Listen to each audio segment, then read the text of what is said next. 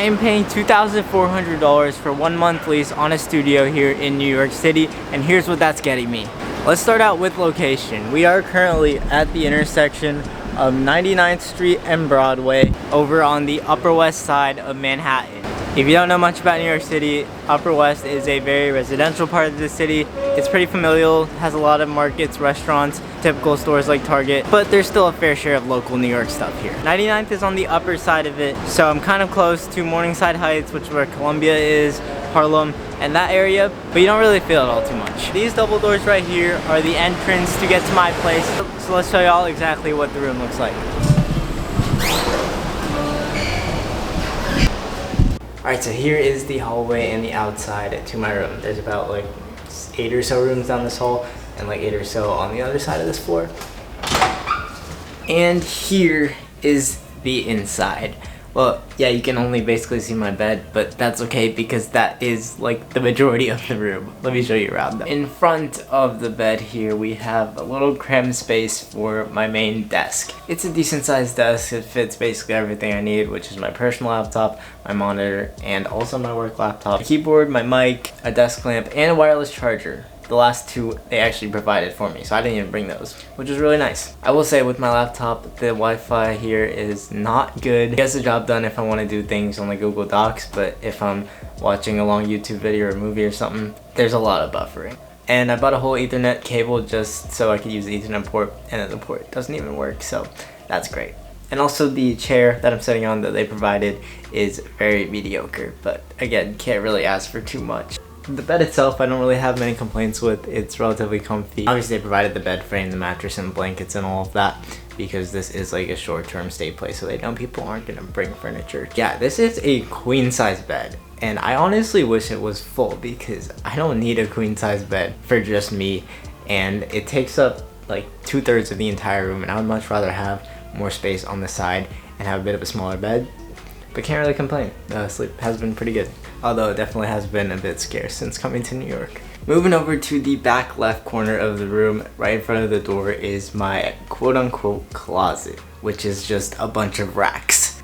Honestly, even though the room is this small, I was expecting at least a tiny actual closet, but no, this is what it is. And for me, only staying here for a month and basically bringing clothes for 2 weeks, and then I did 1 wash cycle. It does the job, it fits everything that I need. But these racks are not only my closet, they also double as my pantry and just the main storage space in this room. So as you can tell, I've got a couple of pairs of shoes down there, I've got a bunch of snacks, extra towels, utensils, stuff like that. And you might be wondering, okay, why do you have some of this stuff if there's no kitchen in here? Well, there kind of is. I have a microwave and a very, very mini fridge. They obviously provided that. There are shared kitchens in this building on the top 3 floors. I have yet to use any of them because I've been kind of just surviving off of eating out in this month in New York because might as well. Or in the mornings I'll just have something basic like cereal. This entire thing doubles as my pantry, kitchen, storage, and closet. As far as the view goes outside this little window, I think it's actually part of what made my studio here a bit more expensive than some of the other ones in this building, and that is because it just overlooks 99th Street, which you might find this a pretty typical New York view.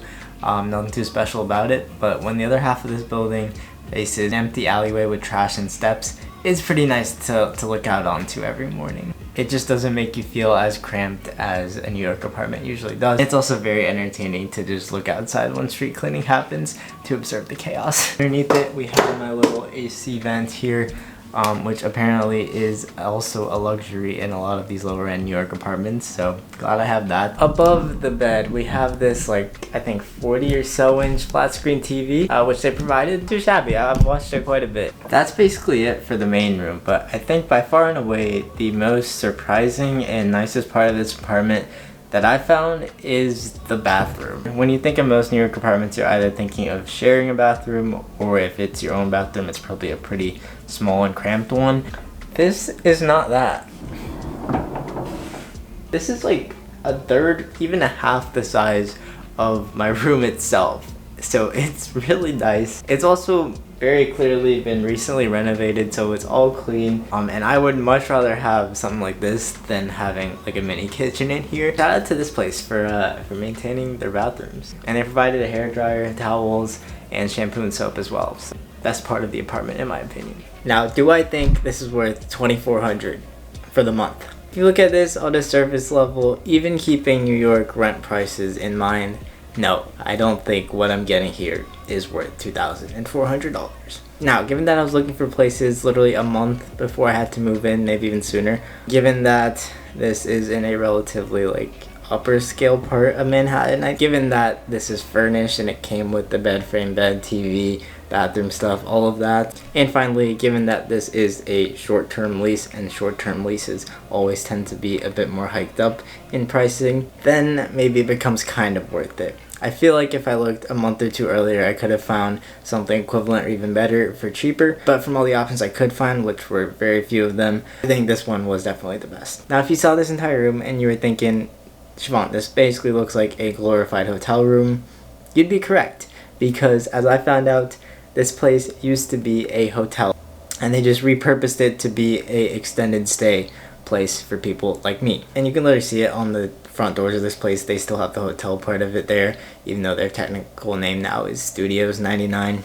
And one part I haven't mentioned is because this is still like a semi-hotel, I get my room cleaned for me once a week. Every Thursday they come and clean this place up. So that is extremely nice to have, especially with how dusty this room gets. Laundry is something that I haven't mentioned yet. There is a laundry room at the basement of this place. It's kind of expensive, $3 for a wash and $4 to dry, but again, if you're only here for a month, you're only really gonna do that 1 or 2 times. So yeah, that all combined with having an actual view outside, I'll take it. I'm pretty glad I'm here for the month. Location-wise, yes, it is a little annoying being away from everything, and unless I'm picking up food or groceries right next to me, I do have to take the subway. The closest stop is on 96th Street, which is 3 or 4 blocks away, so that's not a huge deal to walk towards. And honestly, even though this is a little less happening of an area and it's a bit quieter at night, I don't mind that. It's a good escape from the chaos that is Midtown and downtown. So yeah, this is my place in New York City. If you have any questions about it, if you're looking for something similar, hit me up. So I will talk to y'all later. Peace out.